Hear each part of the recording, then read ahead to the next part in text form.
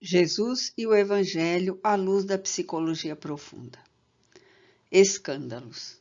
Evangelho, capítulo 8, item 12. Ai do mundo por causa dos escândalos. São Mateus, capítulo 18, versículo 6. Tudo aquilo quanto violente o equilíbrio, o estabelecido, constitui um escândalo, uma irreverência atentatória contra a ordem. Como consequência, os efeitos do ato danoso produzem ressonância, desarmonizando o indivíduo e, com ele, o grupo social no qual se encontra situado.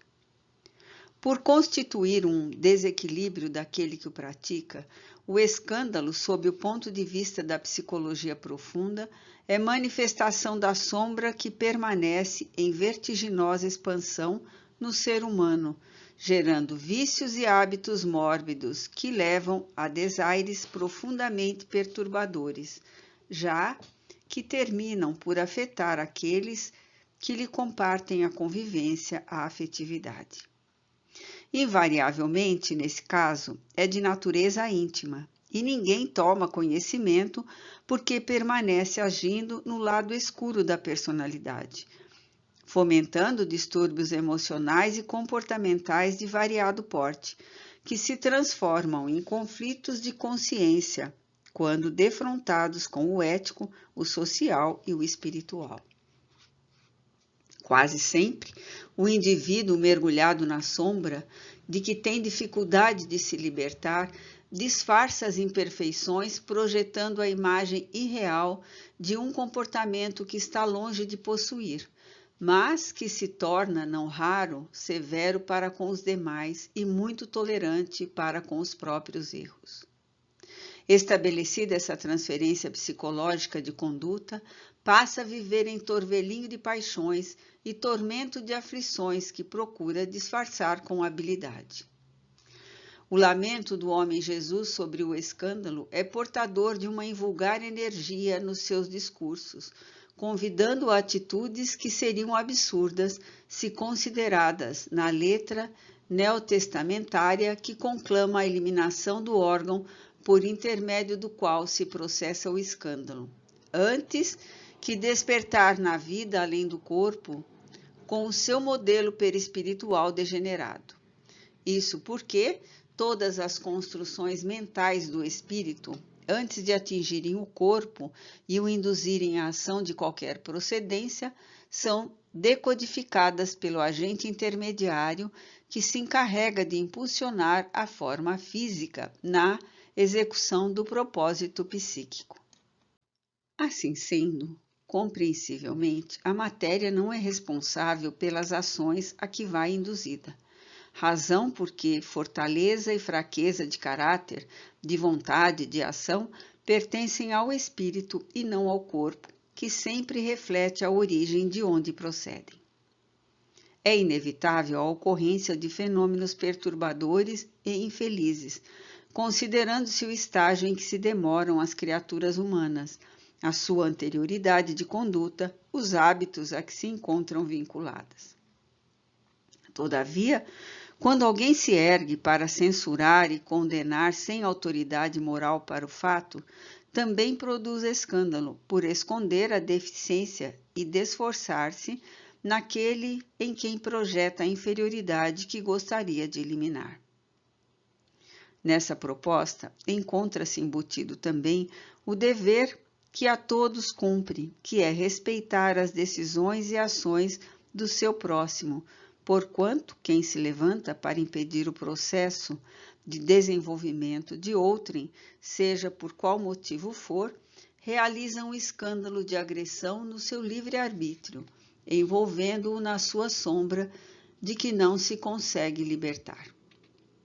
Esse é o sentido revolucionário da palavra de Jesus em torno da necessidade de autoiluminação para se arrancar o órgão escandaloso, língua, braço, mão, pé.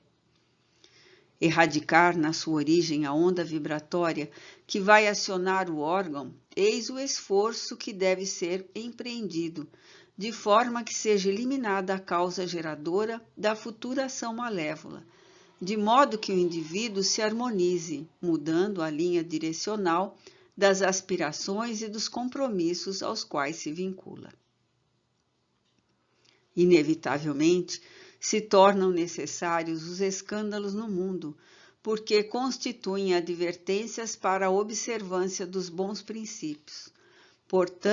Porquanto, se assim não fora, dificilmente se poderia aquilatar os males que produzem os instintos agressivos, os comportamentos destrutivos, invitando as mais audaciosas conquistas morais. Para que os escândalos se tornem conhecidos, as criaturas se lhes tornam intermediárias, e a essas que Jesus lamenta com severidade, porquanto estão escrevendo o capítulo obscuro do seu porvir, no qual defrontarão os frutos apodrecidos das atitudes anteriores, que ora lhes exigem recuperação.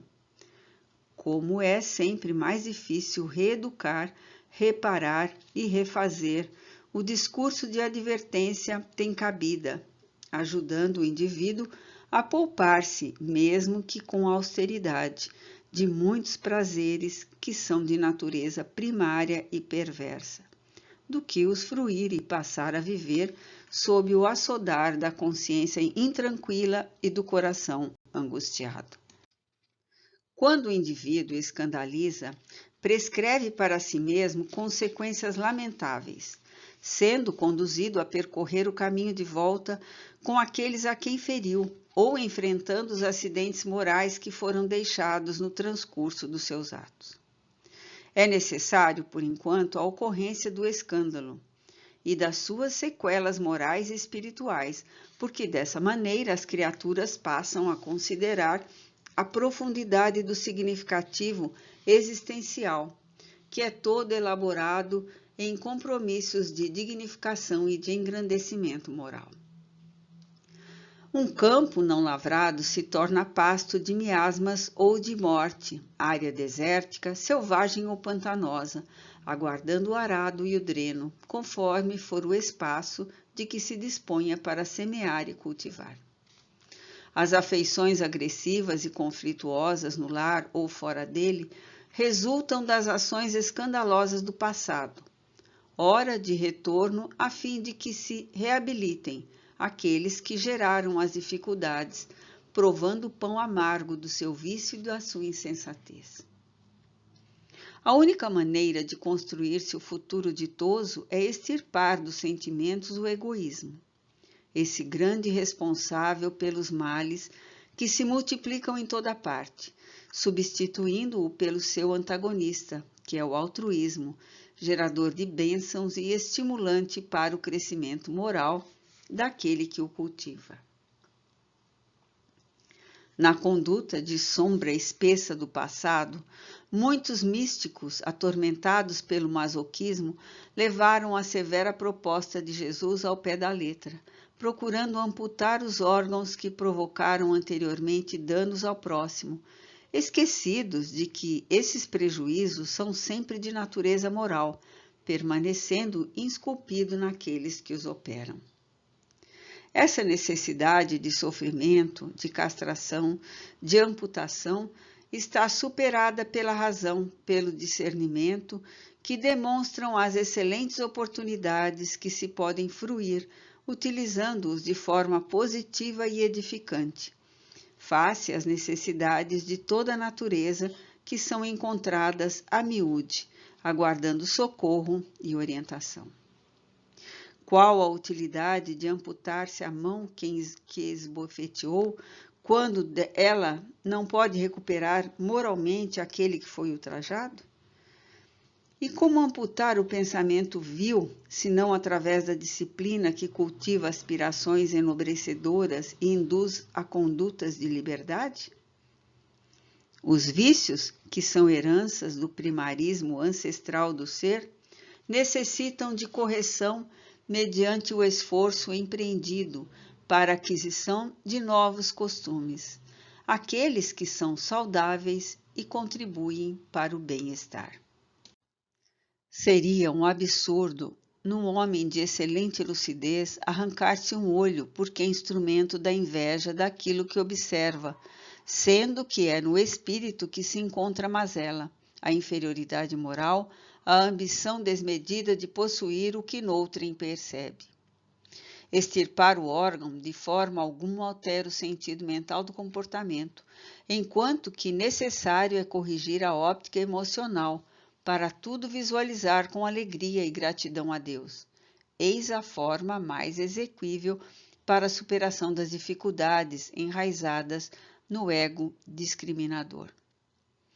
As alegorias do mestre demonstram a sua profunda sabedoria de esconder na letra que mata o espírito que vivifica, porque os seus eram ensinamentos para todos os períodos e tempos da humanidade, não somente para uma fase do processo evolutivo do ser humano e do planeta terrestre.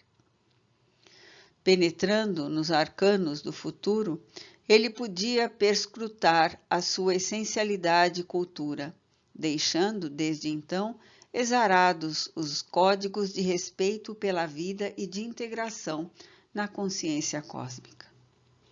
A visão da unicidade das existências em uma psicologia superficial torna absurda a lição do mestre a respeito dos escândalos, bem como outras de notável atualidade, se confrontadas com a doutrina dos renascimentos corporais, que contém as sementeiras dos atos e a sua colheita, a realização em uma etapa e o seu reencontro em outra, constituindo método educativo e salutar para o desenvolvimento de todos os valores éticos que jazem adormecido no ser profundo, aguardando os fatores propiciatórios ao seu desenvolvimento. Enquanto o ser humano não se liberta dos prejuízos morais a que se entrega, cabe o lamento do mestre. Ai do mundo por causa dos escândalos, face aos infelizes efeitos que deles decorrem.